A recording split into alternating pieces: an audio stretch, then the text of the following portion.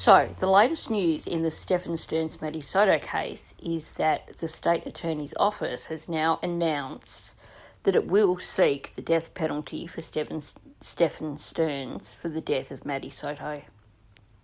So, for anyone who's not familiar with the case, Maddie, who had just turned 13, was reported missing by her mother, Jen Soto, on February 26th of this year after allegedly being dropped off at school by Stearns, which we now know never happened. And Maddie's body was found on the 1st of March in a rural area.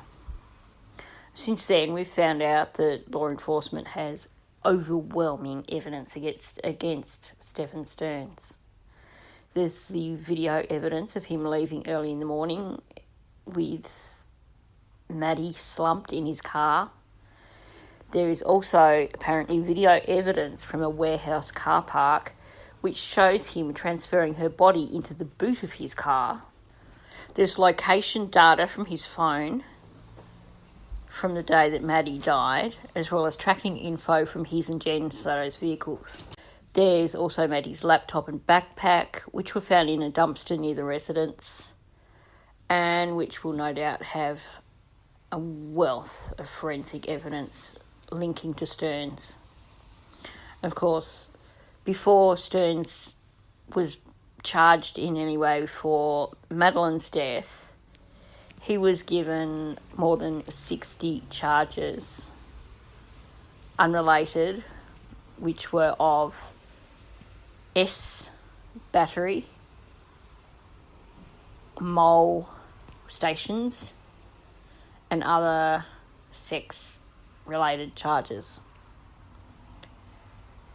According to newly released documents, Stearns will be prosecuted for capital murder based on the following. A capital felony was committed while Stearns was engaged in the commission of or an attempt to commit aggravated child abuse. Madeline's vulnerability, because Stearns stood in a position of familial or custodial authority over her. The capital felony was considered heinous, atrocious or cruel, and also because of those 60 counts or more than 60 counts of other charges which I've just mentioned.